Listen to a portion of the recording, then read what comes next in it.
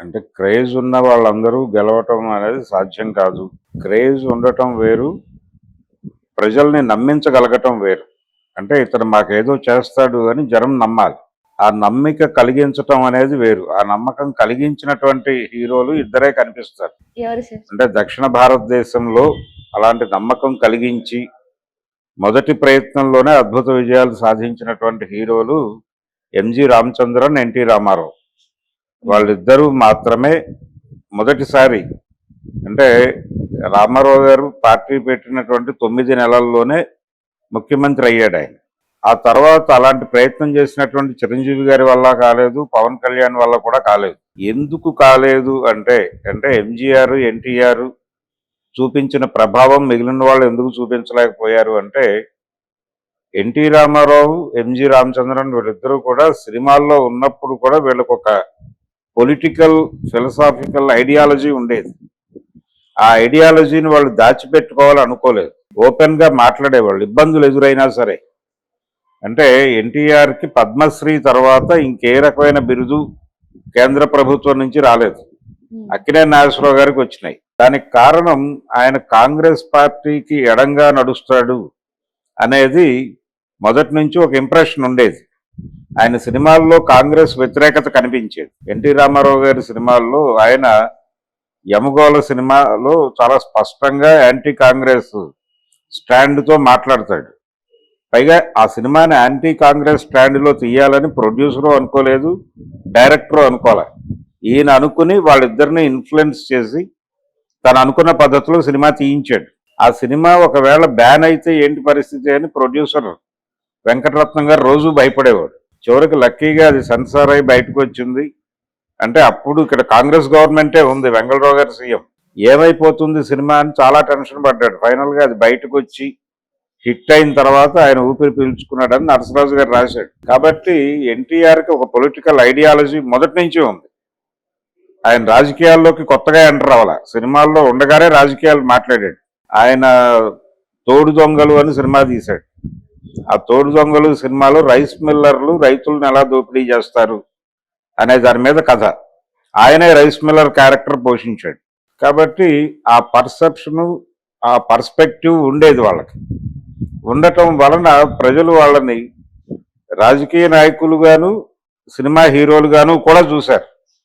ఆ చూడటం వలన వాళ్ళు రాజకీయాల్లోకి వచ్చి కొత్తగా మాట్లాడింది ఏమి అనిపించలే, కొత్తగా అనిపించలేదు జనాలకి. ఎన్టీఆర్ రాజకీయాల్లోకి ప్రవేశించడమే తెలుగువాడి ఆత్మగౌరవం, ఢిల్లీ నడివీధుల్లో అమ్మేస్తున్నారు, కుక్కమూతి పిందెలు కాంగ్రెస్ నాయకులు, ఇలా మాట్లాడటం మొదలుపెట్టాడు. ఆయన చాలా అగ్రెసివ్గా, అటాకింగ్గా మాట్లాడేవాడు. ఈ అగ్రెసివ్గా, అటాకింగ్గా మాట్లాడటం అనేది జనాలకి కనెక్ట్ అయింది. పైగా ఈ ఆత్మగౌరవ నినాదం అనేది ఆయన కొత్తగా రాజకీయాల్లోకి వచ్చాక మాట్లాడింది కాదు. ఆయన సినిమాల్లో కూడా ఆత్మగౌరవం అన్నాడు. ఈ ఆత్మగౌరవం అనేది ఎక్కడ పాడతాడంటే, ఆయన శ్రీరామ పట్టాభిషేకం అనే సినిమాలో రావణ పాత్ర వేశాడు ఆయన. ఆ రావణ పాత్రలో రావణుడి తమ్ముడు విభీషణుడితో ఒక డైలాగ్ ఉంటుంది. విభీషణుడితో ఆయన మాట్లాడుతూ ఏమంటాడంటే, విభీషణ, నువ్వు ఆ నరులని నమ్ముకుని లంకాపుర రహస్యాలన్నీ తీసుకెళ్ళి అక్కడ చెప్తున్నావు. నీ దేశాన్ని, స్వాతంత్రాన్ని, ఆత్మగౌరవాన్ని ఆ రాముడి పాదాల దగ్గర తాకట్టు పెడుతున్నావు అంటాడు ఆయన. అక్కడ మొదలైంది. అక్కడి నుంచి మొదలై దాన్ని పట్టుకొచ్చి ఢిల్లీ నడివీధుల్లో తెగనమ్ముతున్నారు తెలుగువాడి ఆత్మగౌరవాన్ని అన్నాడు ఆయన. ఈ ఆత్మగౌరవం తరచూ ఆయన సినిమాల్లో మాట్లాడేవాడు. తాతమ్మ కళ అని ఒక సినిమా తీశాడు ఆయన 50 ఏళ్ల క్రితం.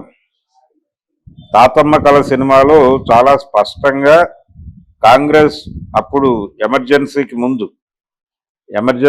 ముందు బర్త్ కంట్రోల్ ఆపరేషన్స్ విశృంఖలంగా చేయించింది కాంగ్రెస్ పార్టీ. అంటే నెలకి ఇన్ని ఆపరేషన్లు చేయకపోతే జీతాలు ఇవ్వము అని చెప్పి ఈ రూరల్ మెడికల్ ప్రాక్టీషనర్లందరికీ నోటీసులు ఇచ్చారు. దాంతో వాళ్ళు ఆ నెంబర్ ఫిల్ చేస్తే తప్ప శాలరీ రాదనే ఉద్దేశంతో పెళ్లి అయిన వాళ్ళకి కాని వాళ్ళని కూడా బలవంతంగా లాక్కొచ్చి ఆపరేషన్లు చేశారు. ఇలాంటి ఒక గందరగోళ పరిస్థితి క్రియేట్ చేస్తోంది కాంగ్రెస్ పార్టీ అని ఆయన సినిమా తీశాడు, తాతమ్మ కళ అని. దానిలో అసలు ఈ జనాభా నియంత్రణ ద్వారా దేశంలో దరిద్రాన్ని నిర్మూలిస్తాను అని సంజయ్ గాంధీ చెప్తున్నటువంటి మాటల్లో ఉన్న డొల్లతనాన్ని మాట్లాడతాడు ఆ సినిమాలో. దాంతో అది బ్యాన్ అయింది, ఆ సినిమాని బ్యాన్ చేశారు. అంటే ఆల్రెడీ బోల్డ్ సెన్సార్ కట్ల తర్వాత రిలీజ్ అయింది. ఆ కట్లతో రిలీజ్ అయిన తర్వాత కూడా కంటెంట్ ఇంకా అర్థమవుతోంది జనాలకి అని కొంతమంది కాంగ్రెస్ నాయకులు కంప్లైంట్ చేస్తే ఆ సినిమాని బ్యాన్ చేశారు.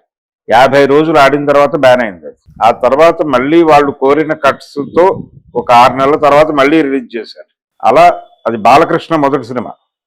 బాలకృష్ణ తెర మీద కనిపించిన మొదటి సినిమాకి ఇన్ని కష్టాలు వచ్చినాయి అప్పుడు. ఎన్టీ రామారావు గారి పొలిటికల్ ఐడియాలజీ వల్ల. అందుకని ఆయన ఆ ధోరణిలో ఉన్నాడు కాబట్టి జనాలకి కొత్తగా కనిపించలేదు.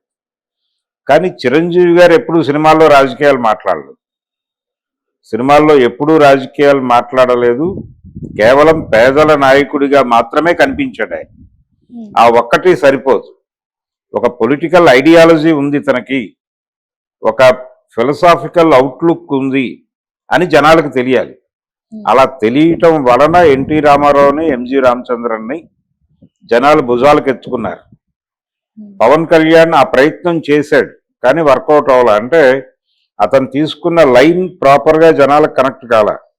ఆయన చెగువేరా అన్నాడు, మళ్ళీ 2014 ఎన్నికలకు వచ్చేసరికి మోడీ మహానాయకుడు అన్నాడు, నేను పోటీ చెయ్యను అన్నాడు. ఇలా రకరకాల స్టాండ్స్లో పెడుతూ లక్కీగా 24 ఎన్నికల్లో ఒక 21 సీట్లు గెలుచుకుని ఉప ముఖ్యమంత్రి అయ్యాడు. దీని వెనకాల దాదాపు 15 ఏళ్ల ప్రయాణం ఉంది ఆయనది, రాజకీయ ప్రయాణం. 15 ఏళ్ల రాజకీయ ప్రయాణం తర్వాత ఆయనకి ఉప ముఖ్యమంత్రి పదవి దొరికింది.